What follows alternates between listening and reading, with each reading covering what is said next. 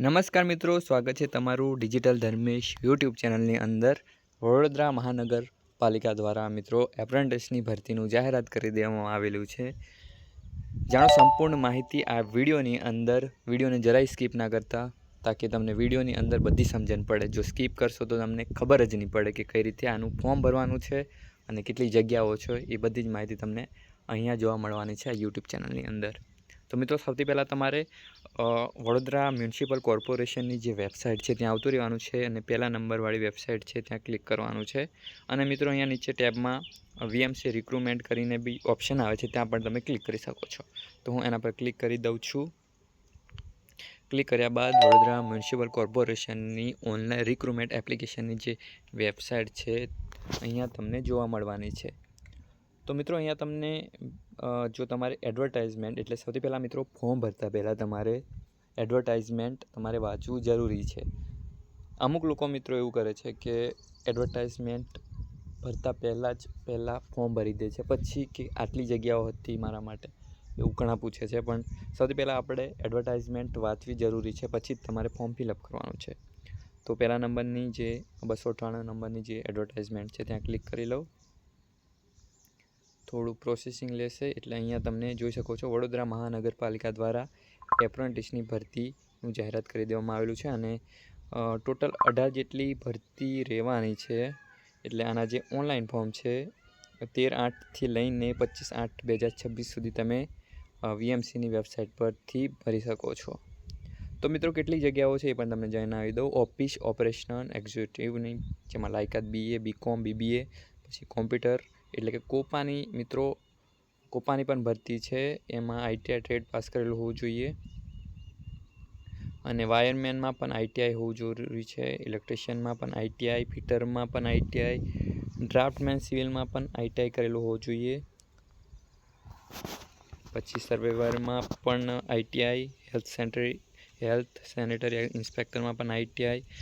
Most ઓફલી મિત્રો જોઈ શકો છો mechanical diesel, desktop publishing operator, computer hardware, mechanical electrical, પછી certificate course and web designing, પછી ઇલેક્ટ્રોનિક મેકેનિક, પછી ઇન્સ્ટ્રુમેન્ટ મેકેનિક અને ઓફિસ આસિસ્ટન્ટ માટે ધોરણ 10 પાસ છે। જે પીઓનની ભરતી રહેવાની છે, વયમર્યાદા 18થી 28ની રહેવાની છે। તો સૌથી પહેલાં મિત્રો તમારે એપ્રેન્ટિસને જે લોકો સ્ટાઇપેન્ડ આમાં મળવાનું છે તમને મિત્રો, સૌથી પહેલાં જે માન્ય છે, પ્રાધાન્ય છે એ વડોદરાના જે લોકો છે એમને આપવામાં આવશે વડોદરા નગરપાલિકા દ્વારા। તો મિત્રો તમે આ સૌ પ્રથમ તમારે રજિસ્ટ્રેશન કરવાનું છે એપ્રેન્ટિસનું। એપ્રેન્ટિસ સાઇટ પર જઈને રજિસ્ટ્રેશન કર્યા પછી તમારે કેવાયસી પણ કરવાની રહે છે, એ પણ તમને કેવાયસી એપ્રેન્ટિસની વેબસાઇટ પરથી જ તમને જોવા મળવાની છે। અને મિત્રો પછી એપ્રેન્ટિસ પર તમે કેવાયસી સંપૂર્ણ ભર્યા બાદ તમારે વીએમસીની સાઇટ પર તમારે ભરવાનું રહે છે। તો વીએમસીની જે આ રિક્રુટમેન્ટનું ફોર્મ ભરવા માટે સૌથી પહેલાં તમારે અહીંયા ક્લિક હેર ટુ એપ્લિકેશન છે ત્યાં આવતું રહેવાનું છે અને જોઈ શકો છો અહીંયા તમને ઘણી બધી પોસ્ટ જોવા મળે છે, જે તમને અગાઉ મેં કીધું નોટિફિકેશનની અંદર જોઈ શકો છો। અહીંયા બધી જ ભરતી છે, જે તમારે જે ક્વોલિફિકેશન હોય એના હિસાબથી તમારે એપ્લાય કરવાનું છે। તો જે લોકો ઓફિસ ઓપરેશન એક્ઝિક્યુટિવમાં ફોર્મ ભરવા માંગે છે એ લોકો પણ અહીંયા એપ્લાયનું ટેબ છે ત્યાં ક્લિક કરી શકો છો। જે લોકો ITI કરેલું છે એમને પણ અલગથી ભરવાનું રહે છે। તો જોઈ શકો ટ્રેડનું નામ, પછી તમારું જે ક્વોલિફિકેશન અહીંયા જોવે છે। એપ્લિકેન્ટમાં તમારું નામ મિસિસ હોય, મિસ્ટર, પછી first name, middle name, surname લખવાનું છે। પછી પરમાનન્ટ એડ્રેસ, તમારું એડ્રેસ છે અહીંયા તમારા આધાર કાર્ડ મુજબ લખવાનું છે અને પ્રેઝન્ટ એડ્રેસમાં પણ તમે સેમ પર ક્લિક કરશો એટલે જે ઉપરની માહિતી છે એ નીચે ફિલઅપ થઈ જશે એડ્રેસની। પછી તમારો મોબાઈલ નંબર, ઈમેલ આઈડી અને તમારું જે આધાર નંબર નાખવાનું છે, તમારી કાસ્ટ, જેન્ડર, પછી તમે અહીંયા બર્થ ડેટ નાખશો એટલે તમારું ઓટોમેટિક તમારી એજ છે કેલ્ક્યુલેટ થઈને આવી જશે। સ્ક્રોલ કર્યા બાદ મિત્રો તમારે અહીંયા એક્ઝામ નેમ, જેમ કે સૌથી પહેલાં 10th પાસની તમારે ડિટેલ આપવાની છે। ગુજરાત બોર્ડમાંથી પાસ કર્યું, કયા વર્ષમાં પાસ કર્યું, કેટલા ટકા આવ્યા એ તમારે લખી લેવાના છે। પછી બીજામાં તમારે